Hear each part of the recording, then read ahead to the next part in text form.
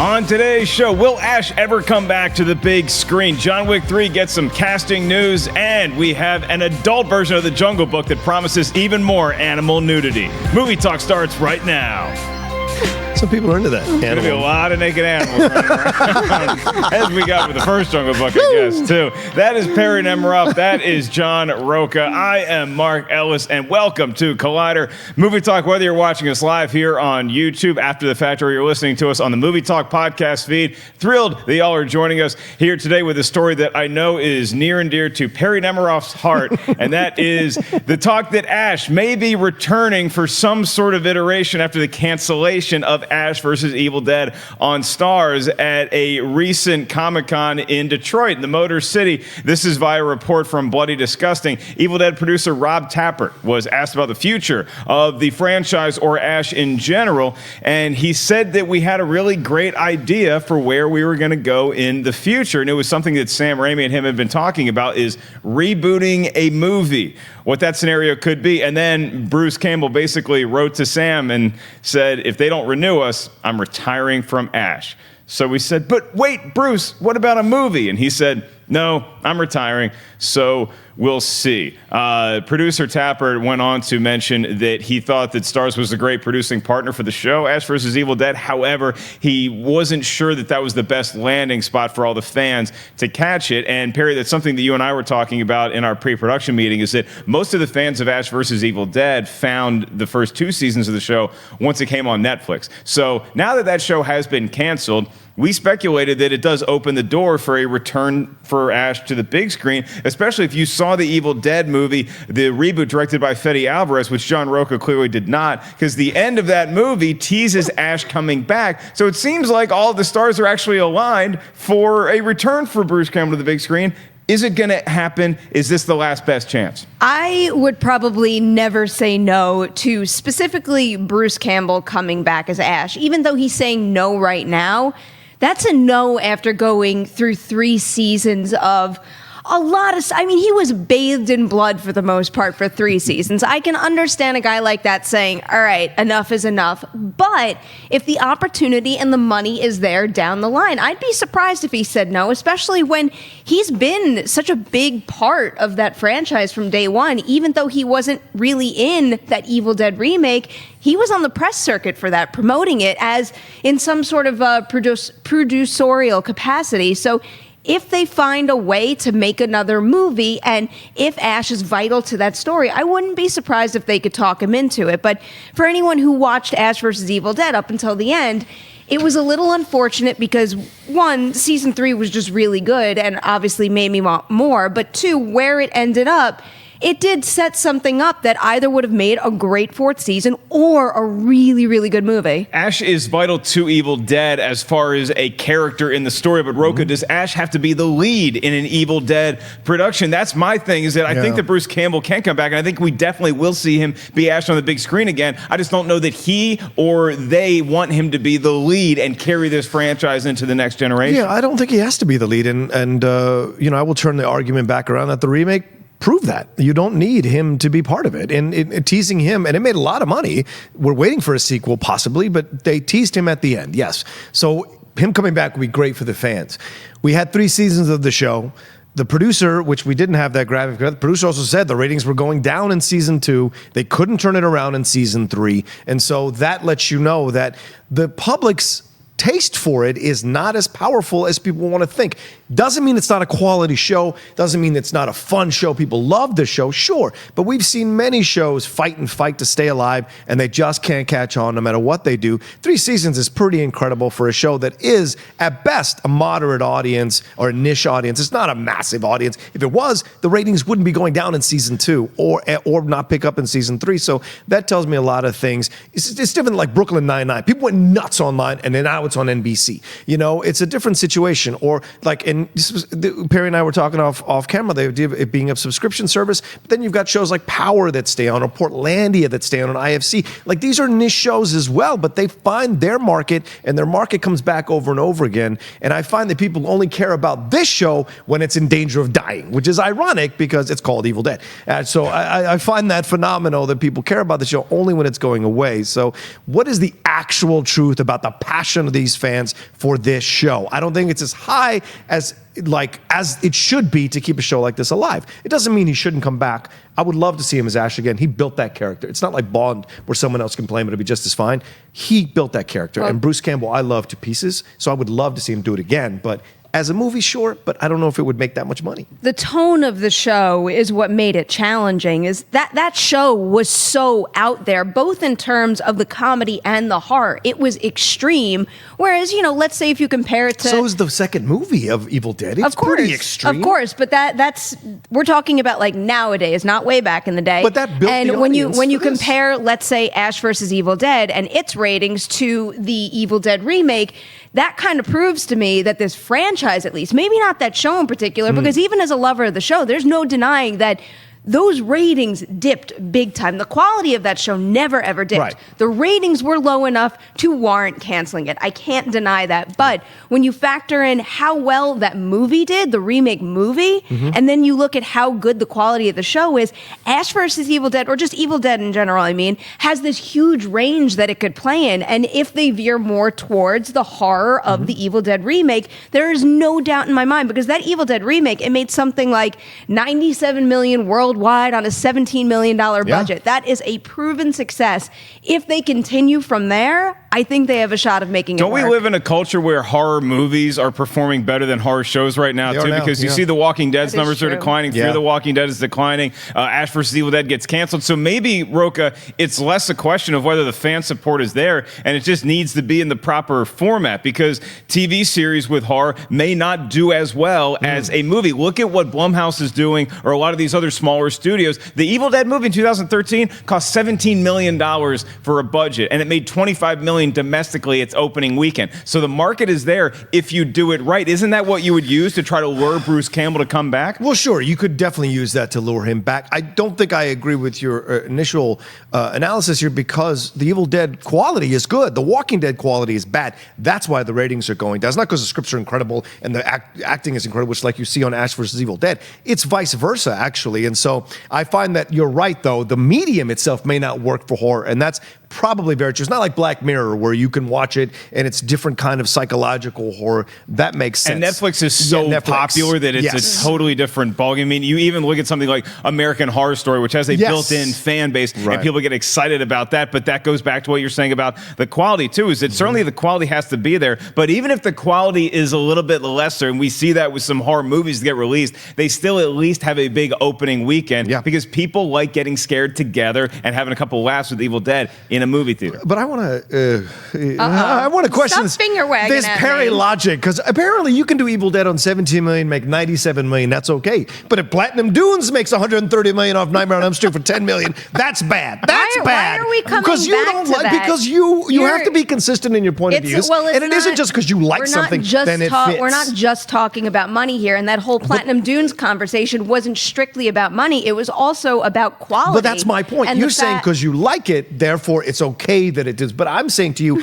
if it made money, it's irrelevant whether the quality was good or not. It should still keep going. It's not irrelevant to me, and it's not irrelevant. That's what I'm saying. Not irrelevant to people who love the brand and who just love quality filmmaking. I'm never gonna say, "Oh, don't make something if it's gonna make you a lot of money," because this industry is a business no matter what. But I will look at companies, maybe let's say like Platinum Dunes, who did that stupid Nightmare on Elm Street remake, and say, "Hey, why don't you just you're gonna make money off of this. Why not just put a little more effort into it to make a better story?" That's my complaint. Right, but maybe the people who are going to it and giving it $130 million don't care about the quality to the level that you want it to be. The quality that's there is good enough for them, and that's all right. I certainly can't speak for everybody on that, and I would never try to. But as as someone who is part of the horror community and knows a lot of, let's say, Nightmare on Elm Street fans, I know that movie was a major, major disappointment, and it hurt fans too. It was that bad. Well, I feel that with the Transformers stuff, people are super mad about those films, yet people still kept going until this last Right. one. I mean, I do think that there is something to be said for your experience in a movie theater and then walking out of the movie theater, how you felt about the film. The Evil Dead remake in 2013, 62% right now on Rotten Tomatoes. The Nightmare on Elm Street remake,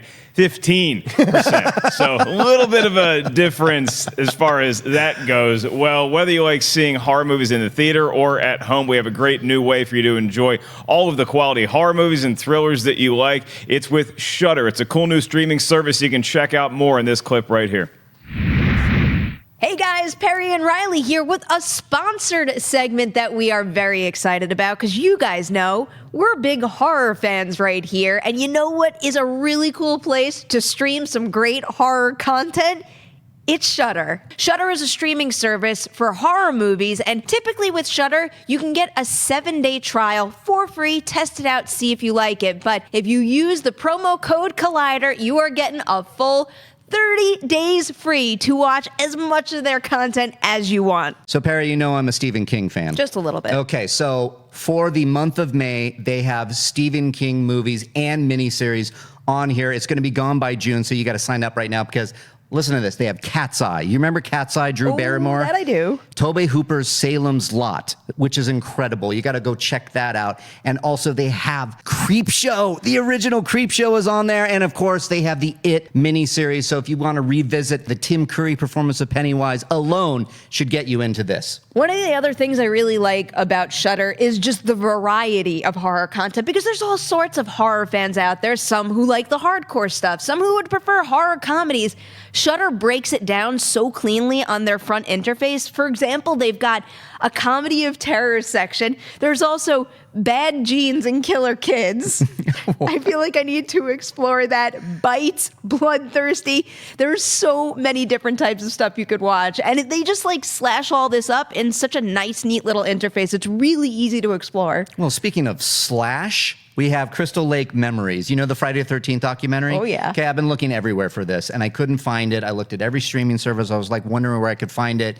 Here it is. I'm signing up because I'm going to watch this tonight. I've been dying to know everything about my boy Jason. Really, the list goes on and on. Deathgasm, horror mixed with metal, and I can't recommend it enough. Deathgasm. I love it. Yes. All right, Perri. So for $4.99 a month, you get the monthly subscription. But if you want to do $49.99, you get the year subscription, an annual membership that you can watch, I don't know, on your iPhone, on your Android, on your computer screen, or at home, Xbox, or even Roku. Not bad, not bad. And I know it might be a big commitment to pay for a streaming service, but you know what? That is what Collider is for right now. Because if you use that promo code Collider, you're not just going to get the typical Shudder 7-day free trial. You're going to get a full 30 days of Shudder completely free to give it a go. Peruse their menu, see what you like there. So hit that video description below. That's where we're going to have the link. You click that link, you use Collider in the promo code section, and there you go. 30 free days of horror on Shudder. I just signed up. I believe it. I'm going to sign up right now. For more on Shudder, check out the link in this vid's description, and you get all the latest cool horror thrillers and otherwise. We move on to our next story, and that is the Deadpool 2 opening and what that means for the term superhero fatigue. Now, if you ask me, the only thing I'm really tired of is the term superhero fatigue, because it seems like we talk about it a lot, and the question is always going to come up, do we get too many comic book movies in theaters? Are we simply too inundated? Are we oversaturated with all of this content coming out in theaters seemingly every weekend? And if you look at it from the box office numbers, let's go back to the beginning of this year in February with Black Panther, and then Infinity War, and then Deadpool 2. It doesn't seem like anybody's getting tired of it. This really becomes more of a question of the eye of the beholder. Who is the one saying, I'm tired of superhero movies? Because if you are, I can totally understand that logic. If you want more superhero movies, I understand that logic as well. Rocha, is this simply a situation where the numbers are clearly proving that we are not tired of superhero movies the way that some people think we are? Yeah, I don't think we are tired of superhero movies, and I don't think we're tired of superhero genre, to be honest with you. They keep adding new television shows that are superhero-based as well. These movies coming out are doing well. Look, I tweeted about this over the weekend, and I said, it coming in domestically, a Deadpool 2 under the original Deadpool is a bit of a warning sign for that particular movie. Not about the genre, that particular movie. It did make $300 million total worldwide, so it's still a highest R-rated movie opening ever. That's great. But what are its legs going to be like over the next 2 weeks? If it's not still making money and it drops 60, 70% a la X-Men Last Stand, then we're going to see what people's reaction to this movie is. But overall, it's an 80, 85% on Rotten Tomatoes. That's a positive. Most of the word of mouth I've heard is positive on the movie. I loved it. Saw it twice. It's a good movie. People are going to go see this thing, and they're going to go see Ant-Man and the Wasp. It's about quality. The genre will only suffer when the quality starts to suffer. There's a reason Justice League didn't make a lot of money overall, because the quality, people had enough. They'd given DC enough opportunities to get it right. Other than Wonder Woman and arguably Man of Steel, they didn't really get it right. So I don't think the genre itself, there's no fatigue necessarily. As long as the quality stays high, there won't be fatigue. It'll only come when eventually, if the quality starts dipping, then people will be like, well, I don't want to keep spending money on something I know it's not going to be good. Yeah, Perri, do you agree with that point that it's not a question of how many movies come out? It simply is a question of quality, and that even if we have a superhero movie come out every week, as long as it's a good movie, we're never going to feel that fatigue? I'm going to start with the part that I actually agree on. And yes, I do think it is a large part due to quality, because really look at the movies that we've gotten this year. And I'll take as many superhero movies as I can get, as long as it's high quality with compelling stories and just enough of its own creativity to make it stand out from the pack. And I think between Black Panther, Avengers Infinity War, and now Deadpool 2, I think we are experiencing just that. So Deadpool 2 didn't leave me, all right, I've had enough for a little while. No, now I'm really excited for Ant-Man and the Wasp, because I like superhero movies, and recently especially, I mean, going back to Guardians of the Galaxy Volume 2 last year, it is just on fire with such creative stuff that I'm loving. The one point that I will make that I think goes against what you started out saying was when I made my box office predictions, I predicted that Deadpool 2 was going to open bigger than Deadpool did. And when I saw the number came in under, I was a little disappointed. I liked the movie a lot. I was rooting for it. But I don't think that it coming under the first Deadpool is a sign of superhero fatigue at all, especially when you consider the fact that Deadpool, the first Deadpool, opened on a holiday weekend. And not only did it open on a holiday weekend, it opened on a 4-day weekend, President's Day. That Sunday was also Valentine's Day. So whereas Deadpool 2 and Deadpool were pretty much neck and neck, if not Deadpool being a little ahead of the first one, through Saturday, Sunday is where you had the big difference, because it wasn't a holiday weekend. Also, Deadpool 1 wasn't coming right after something like Infinity War. So it is going to come down to the legs, but I think if anything, between what it did wind up making, which is still very impressive, the high critical praise, and also, the A Cinema score does normally hint at potential very strong buzz, and that could lead to long legs. I hear what you're saying, but I push back a little bit that you had 2 years to build this thing up, and you still couldn't beat your opening even over a 4-day. If you have 2 years to build up a sequel and you can't beat your opening, I don't care that all the things were favorable for you, because you can say, oh, it's a holiday weekend, but it's February, and it wasn't only no one was thinking that February was going to be where they're going to make all this money. No one.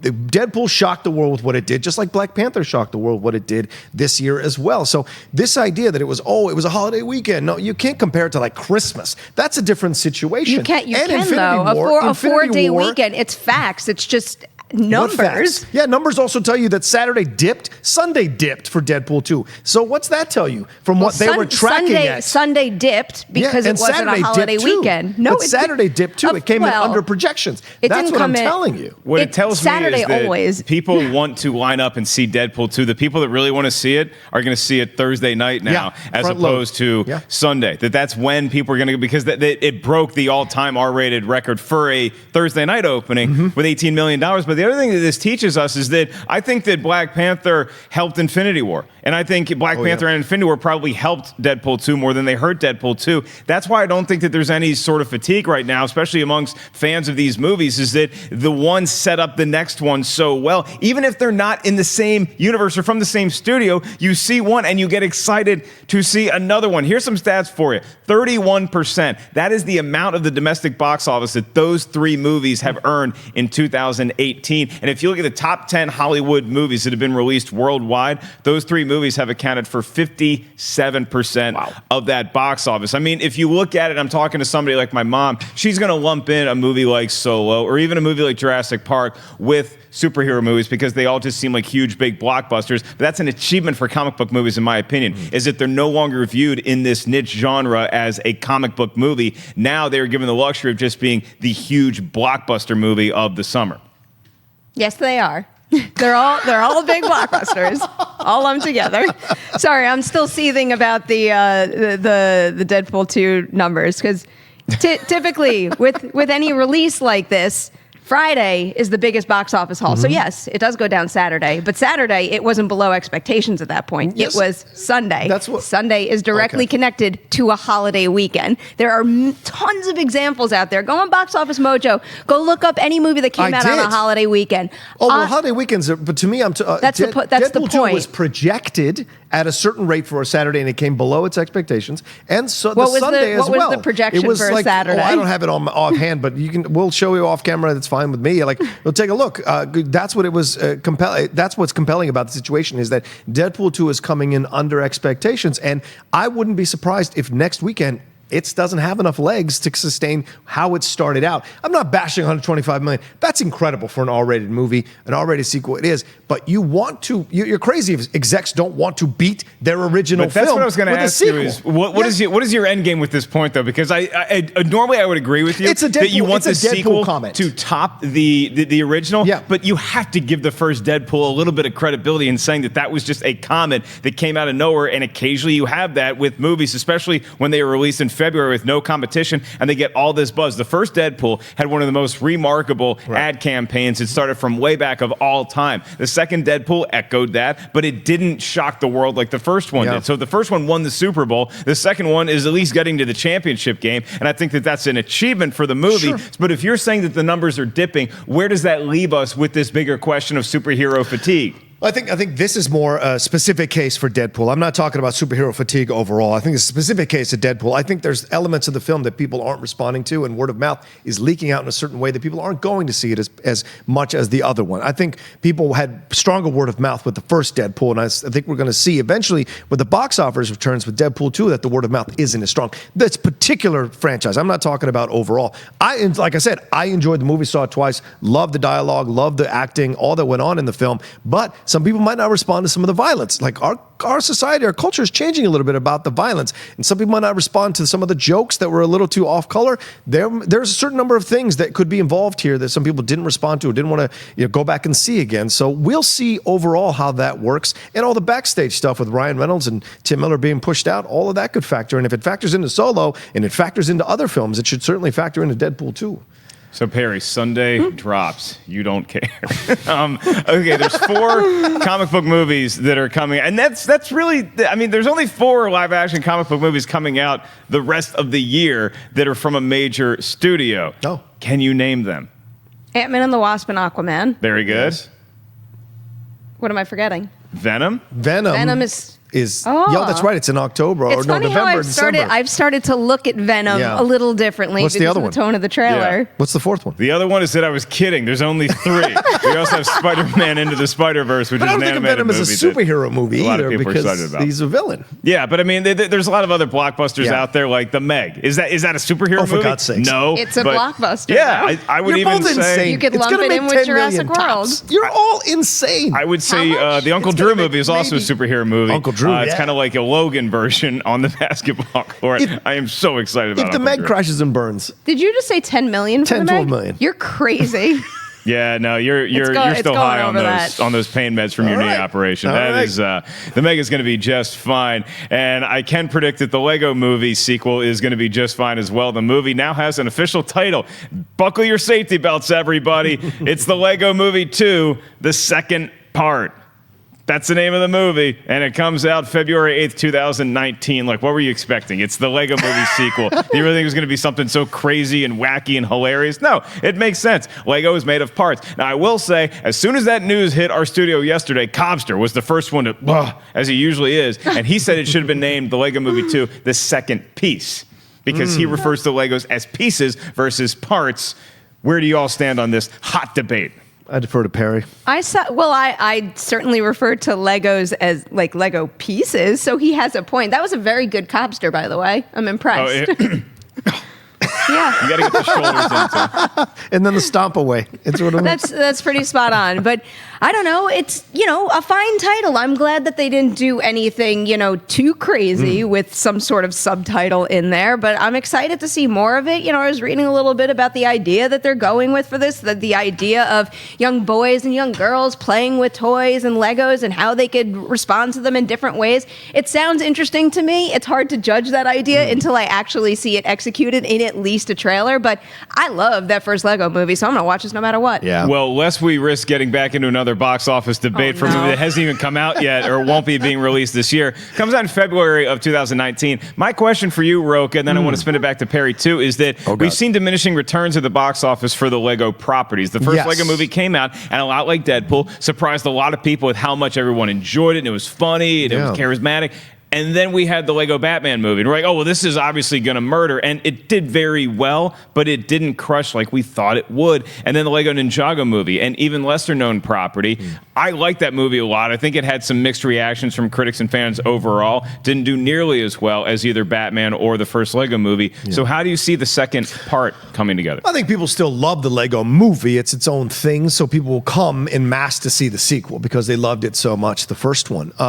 Batman, I like the Lego Batman movie, but I did hear a lot of pushback against that film, which I was surprised about. People didn't like what they did. They felt it was making fun of Batman too much, and they didn't like that. Some people are very possessive of Batman and don't like it to be made fun of in a certain way, and I thought it was a very awesome Batman movie, very sweet Batman movie. I thought it got into the pathos of Batman more so than a lot of live action Batman Absolutely. movies. And it explored like his psychological issues, which were done in a playful way, but still you could understand the reality of what they were making fun of and get it. In fact, so that ending was great, but the Ninjago movie, I can't go with you. I absolutely hated it. Walked out of it 30 minutes in. I was bored out of my mind. So I think it's this issue of quality. I think if the Lego movie comes, the sequel comes, and it should be the next brick. I thought it was going to be the next brick. I thought they're called Lego bricks. That when that comes, then if it's good reviews, good trailer, I think people will come en masse. It'll be fine in the box office. Batman is its own thing. Ninjago is its own thing. Lego movie is all encompassing. So I think more people will come to see that. Perri, do you think that this movie is going to, because I do think that you have to change the way you market it just a little bit. I think you have to remind people, hey, okay, so you know that there were these other Lego movies that came out. This is not a Batman movie. This is not a Ninjago movie. This is the sequel to the movie that you loved and supported the box office. Is that how you see the marketing playing out? I would think they have to do something like that. I was surprised by the reaction to Lego Batman because I really loved that movie. And after the success of the Lego movie, when you combine Legos with Batman, I thought that really was just a recipe for box office success, and it kind of wasn't. And then, Ninjago, I didn't love it. I didn't hate it, but that one definitely dipped even more so.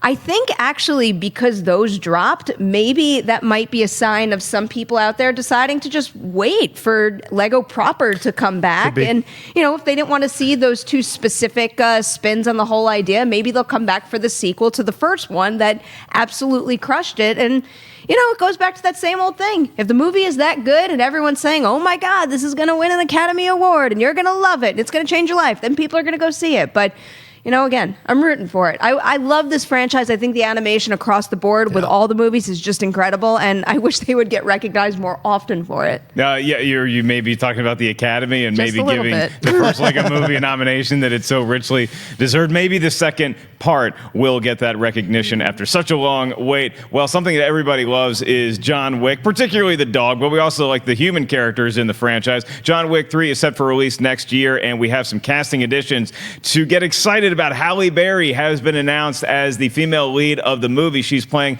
a character named Sophia, who reportedly is not a villain, and joining her will be Angelica Houston, will be playing a character called the Director, which is very interesting. Some other casting additions from the show Billions is Asia Kate Dillon, and Jason Mantzoukas, who you probably remember from The League, will be playing the TikTok Man. Agents of S.H.I.E.L.D. alum, and yes, the guy from Only the Strong, Mark Dacascos, is an assassin named Zero. Remember Only the Strong? It came out the same year as Hard Target. Maybe get into Capoeira and thought I could do it in my living room, and then I broke a lamp. Next, moving on. The film also added martial arts star Tiger Hugh Chen and the Raid actors Yayan Ruhian and Sisep Arif Rahman are characters who are going to go up against the legendary John Wick. I just gave you all a bunch of casting announcements. It looks like Christmas morning underneath the tree. John Rocha, are you more excited about this movie now that I gave you this bounty, this cornucopia of acting talent? Yeah, overall, I'm excited. I love this franchise, and Perri and I went to see Hotel Artemis. We can't speak too much about it, but there are Wickian elements in Hotel Artemis, which I really enjoyed. And so good. Yeah, so I'm looking forward to what happens with this third, because they've said they're going to go back to the first movie.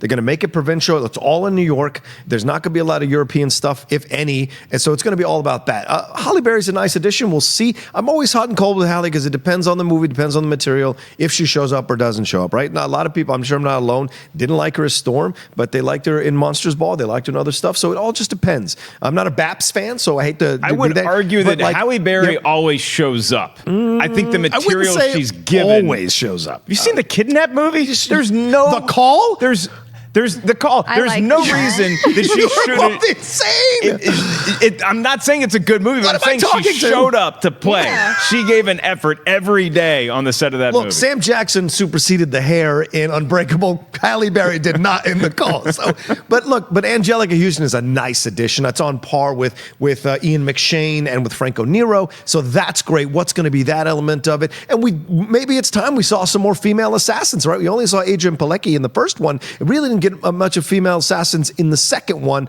I forget who it was. A Common was an assassin. Ruby Rose, right? Which was half in, half out with the Ruby Rose stuff. We'll see. I want to see something a little more powerful there. So I want to see where it goes. But all the additions are exciting. And especially, I love that Mantzoukas is getting some love because Mantzoukas is an interesting cat. So to have him come into this tells you they're going to have a nice bit of humor combined with some awesome fights and violence. So I'm down. Overall, I'm totally down. Yeah, Perri, it seems like they're throwing everything against the wall for what might be the final installment to close out the trilogy known as John Wick. Which makes a whole lot of sense given where John Wick Chapter 2 ends up. I had a feeling that we were going to hit a point where they just started to assemble this gigantic ensemble cast because presumably almost everybody at least, should be going after him now. So the idea of, let's say, the guys from the Raid coming at him from one angle and Angelica Houston from another angle, that just says it has so many fun, fresh possibilities to it. But, that being said, I'm not taking these the casting thing.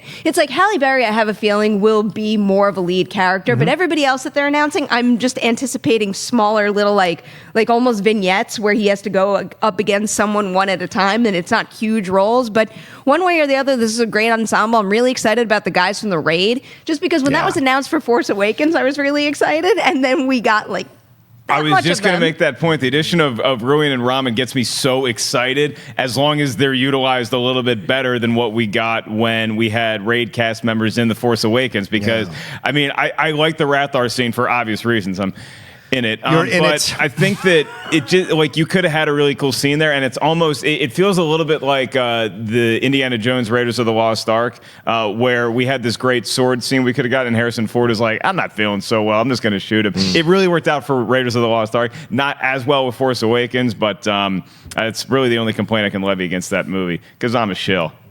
We're going to move on to our next story, and that is, we had a Disney version of The Jungle Book a couple of years ago, and it was very well received, directed by Jon Favreau, and we always heard that Andy Serkis is working on his version of a Jungle Book movie, but we never really knew if it was even in production, or was it already filmed, are they in post-production? Well, we got a trailer, and the movie is called Mowgli, and for my money, I was thrown right back into the world of the live-action Jungle Book. I love the way they set this trailer up, where you might think that it's the voiceover of this older person talking about when they were a young man, and nope, that ain't a human. That's a frickin' panther. That is Bagheera, and all of a sudden it's like, oh, wait a minute. We have all the animals back. We get to see a little bit of Baloo. We get to see Kaa the snake. We get to see Shere Khan, and he's dragging that paw. I thought this trailer was awesome. I am thrilled to see a new, darker, a little more adult telling of the Jungle Book.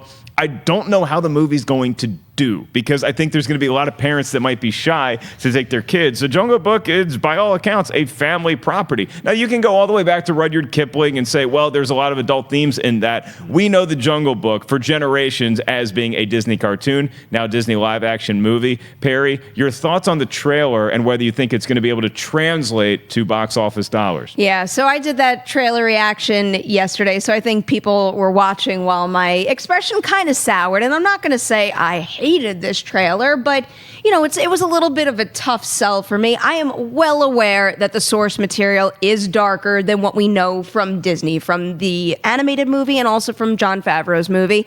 And you know what? I did go out and I watched that featurette with Andy Serkis. But the thing is, and it comes down to this with any movie, if I'm reviewing a movie, I try not to let what a filmmaker says influence how I feel. And even though I understand where Andy Serkis is coming from, given what he says in that featurette, especially when it comes to facial motion capture, where it brings to a motion capture character's performance and just really letting that actor bring some serious depth to that character. I get that, but it still doesn't change the fact that when I looked at certain characters in this movie, something looked a little off. Something looked a little cartoonish to me, and I wasn't really feeling that. And, use the S word again. It is difficult coming off of Jon Favreau's The Jungle Book and jumping into this. I think I needed maybe a little more breathing room, maybe another year or two, but that movie was just so exceptional that when I see this, it is very difficult for me to step far enough away from that to not sit here and say, well, the visual effects in that one was astounding, and here I don't really have my footing, and I don't like it. Yeah, Rocha, you having look, when you have a movie like this, there's two things you got to get over. You got to get over that uncanny valley. Then you also have a mountain on the other side of that valley that is making us forget about the experience we had with the Jungle Book from Jon Favreau. Well, the one thing I like to do is climb mountains. So I don't mind climbing this mountain, Mark Ellis. You're just a regular Mick Ultra commercial, aren't you? Come on. Tonight is kind of special. Listen, I liked this trailer, actually, and I was going in, after having seen your reactions, thinking I wasn't going to like it, and I actually enjoyed it. And the reason is because it doesn't feel anything like Jon Favreau's touchy-feely, nice Jungle Book. This is something darker. This is something exploring what man does to nature, what civilization does to nature. It's exploring. When you get the Panther, I forget the Panther's name. Bagheera going, by Christian Bale. I went along with them in order to survive. It's a Black Panther telling you these things. There's a lot of subtext to what's going on, to what I think Serkis is doing with this story that I think is a social commentary, a commentary about humanity, and I'm looking forward to seeing if he pulls it off. I think the Mowgli kid is different. He's older. Then we've got this possibility of a romance with Frida Pinto that's hinted at. So there's a lot here. Really? That I think so. I don't think it How was many times did you watch this trailer? Okay, sure. She's supposed to be like a mother. Is she her mother to him? I think there's a bit of an age gap you got to get over with. We got over it with Force Awakens. So with Phantom Menace. So it happens. I don't think this is a Laura Dern, Baron Davis situation. It might be. I don't know. Maybe there's certain Michael possibilities. Douglas, Catherine Zeta-Jones. All I can tell you is how I reacted to it. So I thought there was something, maybe an element there.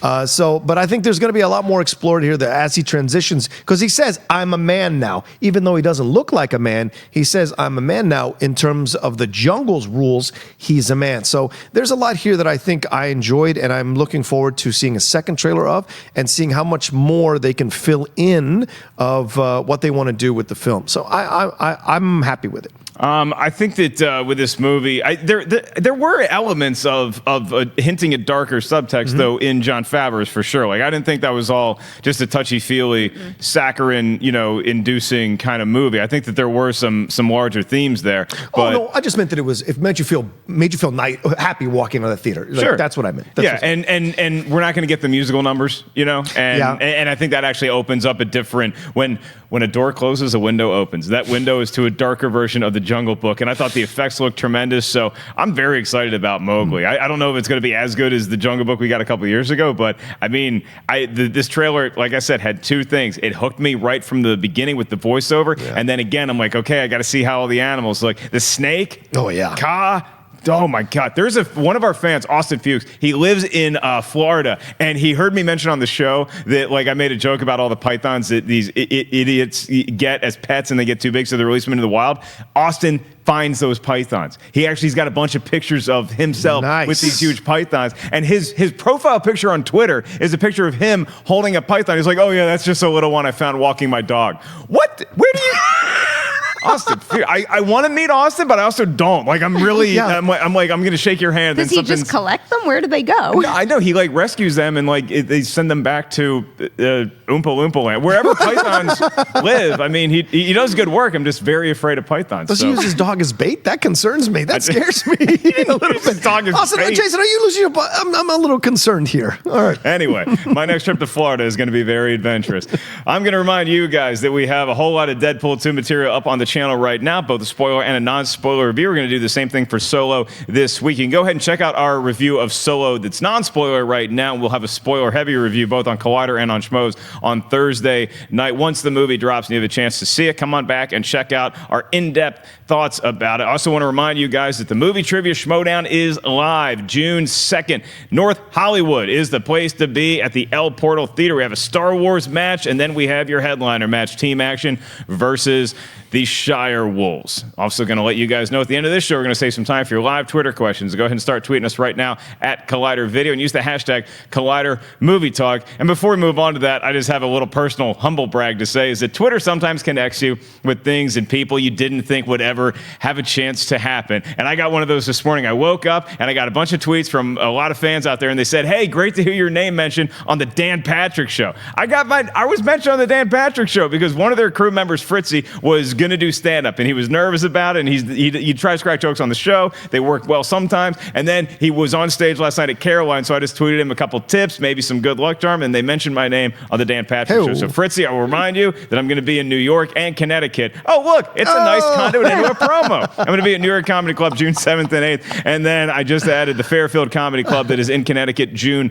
9th. That's a Saturday. You can get tickets at markellislive.com. Use promo code Schmoes for a huge discount. All right, without further ado, we're going to move on to your live Twitter questions, and they are from Phil Fang Foom, kicking us off, an all-time favorite. He's probably inspired by the Jungle Book and the Mowgli trailer by saying, have we heard anything else about the 2 or the 3 Little Mermaid live-action films that were supposedly being made? I can do a quick research on that, but is the Little Mermaid live-action, because we were getting like Sophia Coppola was going to do a version at one point. We had a lot of different famous A-list actresses in the running for the role of Ariel. Where do you guys stand on your personal appetite and what you think the public wants to see from more Little Mermaid movies, if anything?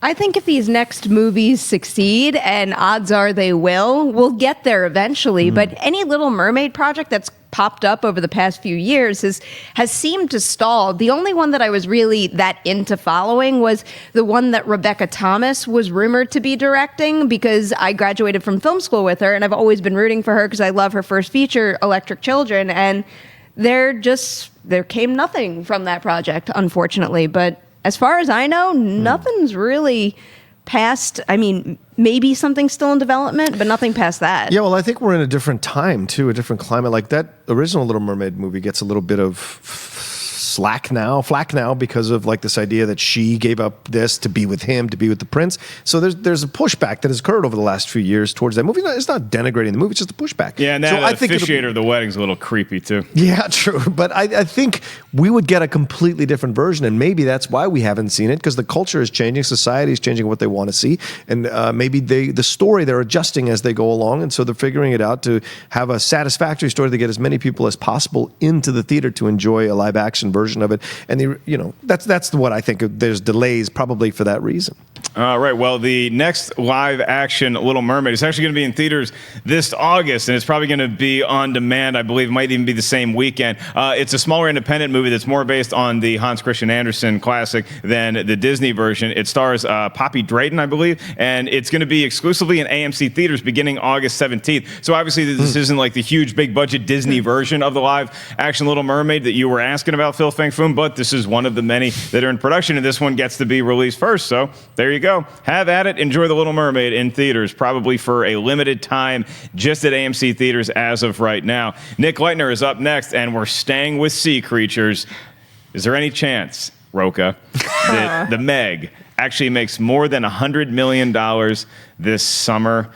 It's a good question. Wait, overall? Overall, I'm going to say domestically $100 million, because I still think that even with your huge openings, with your Deadpools and your Infinity Wars and Black Panthers and stuff like that, getting to $200 million and beyond, I think that $100 million opening weekend is a huge benchmark for a lifetime domestic run of a movie to prove that it's a hit. And I think that the Meg can get there. It's not going to do it just on the fact that it's a giant shark and Jason Statham. It's going to have to come out, have a good opening weekend, and then get people saying, oh, I actually enjoyed watching that movie.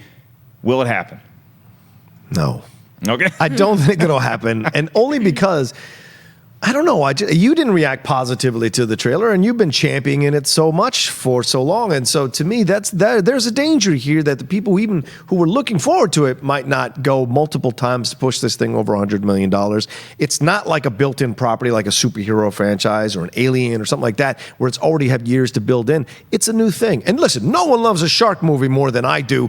Are you sure about that? Jaws scared the hell out of me. It's the reason I don't go in water past 4 feet. It legitimate. I live in California. I've been to the beach maybe 6 times. I do not go in the water past 4 feet because of that damn movie. And I love a good shark movie. My friend Steve Morris directed a great shark documentary. I watched Shark Week. But this film... Some of my best friends are sharks. I'm not a sharkist. So what I want to see, though, I want to see a good movie, and I'm hoping this thing is great, and maybe it has a shot at $100 million if it's great, but it has to be great. If not, I don't think the public's appetite for a shark movie is as high to push it over $100 million. That's just my opinion. Okay. This is the box office Perri, queen. the Meg, you are the box office queen. What say you? I'm leaning towards a no on that. $100 million domestic, it seems like a little bit of a stretch to me, but I do think the movie is going to do very well overseas. And it's not to say if it doesn't come close to that $100 million mark domestically, that's still a solid run for it, because especially if you consider, I don't think we're in for an opening weekend of something like 10 million, but when you think about it starting with 20 and just how important word of mouth is after, that road to 100 is going to be a little long for it. I don't need your pity, okay? I don't need, I just looked up the budget for the Meg. $150 million. What? For that movie. Yeah, no way it's making it. Get ready. It's going to be one hot August. You need to cool off in some salt water. Our next comment comes from Anthony Shannon. He simply chimes in and says he would rather see a live-action Little Mermaid than a live-action Aladdin movie. And we're getting the live-action Aladdin movie as early as next summer. Where do you guys stand? Would you rather see a live-action Little Mermaid, a live-action Aladdin? I'll throw the live-action Mulan into the mix. What's the next live-action property from Disney that if you're at a theater and you can see any of these live-action versions of the classic animated fare, which theater are you going into? I think I'm going into Aladdin just because growing up, that was always one of my favorite Disney animated films. I was really obsessed with that. I still remember the birthday party I went to when that movie first hit theaters and just sitting there in what theater I was in. But I watched that a lot. So I think I would go with that. But I really think that a Mulan adaptation has a lot of potential, and I'm really interested to see where they go with that one. So probably Aladdin, Mulan, and then Little Mermaid. I'm excited to see what Mulan versus The Lion King does at the box office, because The Lion King's another one that's coming out that it's hard to keep me out of a theater that says The Lion King on there. If I see a trailer for Aladdin and I start to say, hey, you got something there. It doesn't need to make me feel like the Robin Williams genie or the animated version, but if I see a trailer for Aladdin, I see you got me there, I might be following Perri into that theater. Where are you going, Rocha? Yeah, I would like to say Aladdin. I mean, the first time I ever fell in love was with a girl who I took to see Aladdin, Toy Ray. Shout out to you in Virginia. That movie's always been a very magical, special movie to me. It's the first time I fell in love. First girl I fell in love with, I took to see that movie. And so it's always had a special place in my heart. But Will Smith replacing Robin Williams is a tough thing for me. And seeing him a live action version, I don't think it'll have the same magic. I think Will's going to be great. I think the film will probably be great. It just won't have the same magic for me. But Mulan intrigues me a lot because I don't have that same kind of connection to it. And I think it'll be fun to see battle scenes, fight scenes, see this whole war thing going on. And I'm a massive fan of Asian culture. So to see that played out on Mulan would be great. So that's what I'm looking forward to. Little Mermaid, I can take or leave, to be honest with you. But those two are the ones that I look forward to the most. But Mulan a little more than Aladdin because of what I just said. All right. Well, maybe maybe the public has been won over to more live-action Little Mermaid stories after what we saw with the Fish movie that happened to win a Best Picture at the Oscars last year. And maybe that's it. You know what? Maybe you combine the Little Mermaid with the Meg sequel, and that is what's going to make $1 billion opening weekend. That's all the time we have here for Collider Movie Talk. We'll keep coming out with new sea creature movies, and we'll report back to you. That is John Rocha. That is Perri Nemiroff. Thank you guys for being such a great panel, as always. I am Mowgli Mark Ellis, and we'll see y'all tomorrow for a brand new episode of Collider Movie Talk. Hey everybody, Mark Ellis here. Thanks for watching this episode of Collider Movie Talk. You want to watch more? Then click up here, or you can click right here for more great content from Collider. And if you haven't subscribed to Collider Video, do so right now and share this vid with your friends. Thanks for watching.